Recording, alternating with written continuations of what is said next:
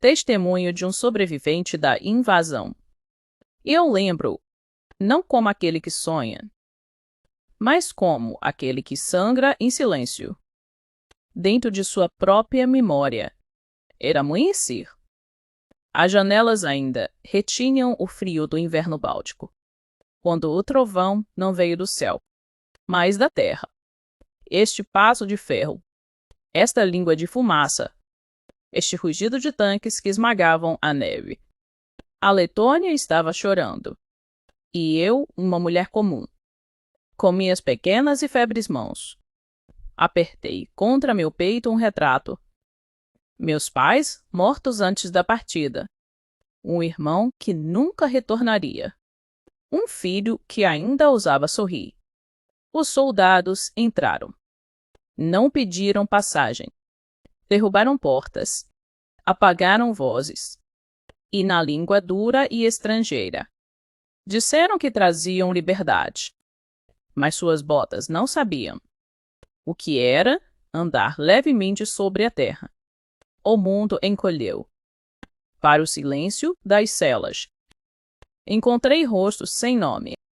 Mulheres que só tinham seus olhos como bandeiras. Homens que tremiam, mas não se rendiam. Crianças que aprenderam a ficar em silêncio antes de aprender palavras. E ainda assim, na sombra, havia música. Não das rádios, agora silenciadas, mas das vozes que recitavam em segredo os antigos versos da nossa língua, que ninguém poderia arrancar do coração. Sim, eu sobrevivi. Mas sobreviver não é apenas continuar a respirar.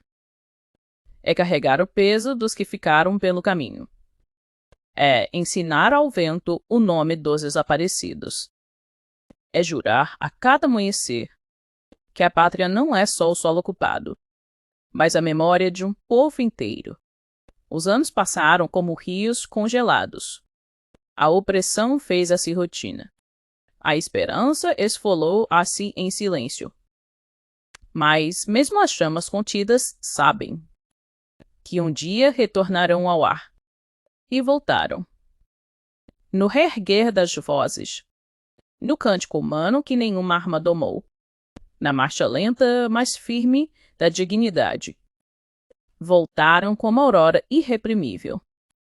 Hoje falo, velha já, com rugas feitas de medo e coragem, diante da juventude que me pergunta: como resististe? E eu respondo: resisti porque havia na neve sementes invisíveis de primavera. Resisti porque cada lágrima minha era um rio somando-se a tantos outros. Resisti porque meus mortos exigiam que ao menos uma de nós permanecesse para testemunhar. E aqui estou, parte ferida, parte firme. Retorno vivo de uma história de ferro. Voz frágil que guarda em si um país inteiro. Letônia do Oeste. Ainda te pronuncio com o coração trêmulo. Ainda abraço teu nome como se fosse o colo da minha mãe. E se meus ossos algum dia descansarem, que a terra te receba não como carcereira, mas como pátria livre. Terra que floresce após o inverno mais longo da história. A madrugada parecia comum, carregada apenas pelo frio de março e pelo silêncio costumeiro que envolvia a riga nas horas mortas. Mas aquele dia o silêncio foi cortado por algo novo, o tremor do chão. Como se nele marchasse um exército de ferros e aço. Os mais velhos sabiam do que se tratava. Fecharam cortinas, apagaram velas, mandaram as crianças calar. Mas não havia parede, não havia oração que pudesse esconder uma família inteira do ruído de tanques entrando pelas ruas da cidade. Primeiro, vieram os oficiais a cavalo. Depois, colunas de caminhões carregados de soldados com fuzis apontados para as peias janelas. Não piscavam, andavam pela cidade como quem pisa em terra conquistada, embora ninguém tivesse votado em sua chegada. As ordens eram rápidas, secas, proferidas em russo áspero, muitas vezes sem tradução. Homens foram arrancados de dentro de casa, ainda de pijama, empurrados até a calçada e colocados em fila.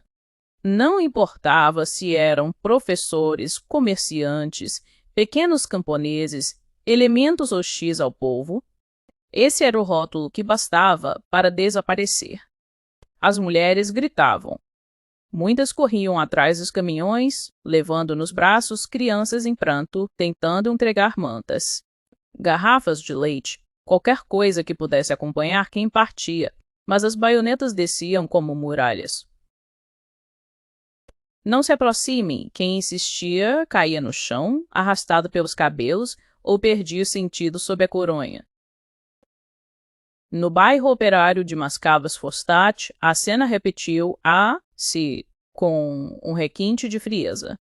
Fileiras de famílias inteiras foram despejadas dos apartamentos, amontoadas em caminhões fechados. O destino, diziam baixinho os que já tinham ouvido rumores, era a Sibéria. Trabalho forçado, neve sem fim, fome, e nunca mais se voltava.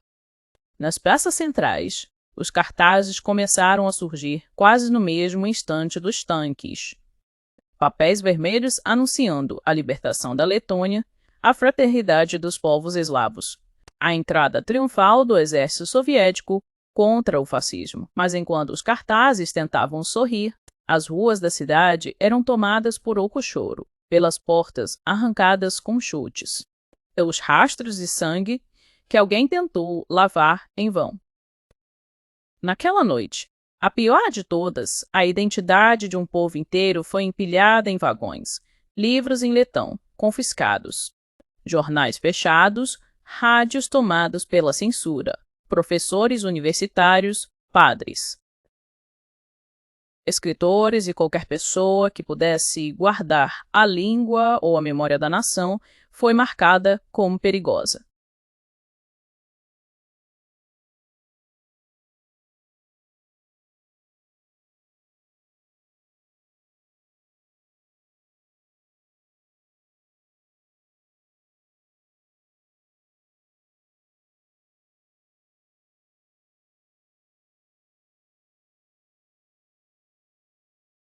Escritores oso kumarada pon kumaraha borodação desenham oustico e sexo da so como porque na lógica do invasor, até mesmo a língua materna podia ser considerada uma arma. E assim, a Letônia acordou não mais um país, mas uma terra ocupada. Riga, antes cheia de cantos nos cafés e ruídos de crianças correndo pelas margens do Daugava, transformou-se em cidade calada, onde o som dos passos era medido pelo risco de delatar. O comunismo não chegou como tirania declarada, ele chegou mascarado de utopia. Prometeu um mundo sem injustiça, mas impôs um mundo sem liberdade. As pessoas deixaram de ser cidadãos e passaram a ser peças de uma engrenagem do Estado. Quem discordava era perseguido. Quem sonhava com autonomia era chamado de inimigo. E aqui está o ponto mais perigoso. Esse sistema não sobrevive pela verdade, mas sim pela mentira organizada.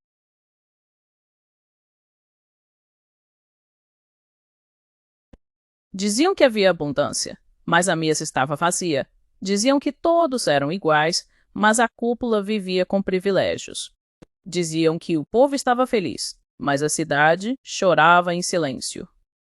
O que a Letônia viveu não foi exceção. A mesma lógica se repetiu na Estônia, na Lituânia, na Polônia. Na Hungria, sempre o mesmo roteiro, promessas, violência, censura, miséria. Sempre a mesma consequência, milhões de vidas destruídas. E o grande risco é esquecer, porque quando esquecemos, o comunismo volta. Às vezes com outra cara, com novas palavras, mas sedutoras, embalada em discursos modernos. Ele aparece sorrindo, oferecendo justiça rápida. prometendo acabar com desigualdades. Mas o mecanismo é o mesmo. Primeiro, você abre mão de pequenas liberdades.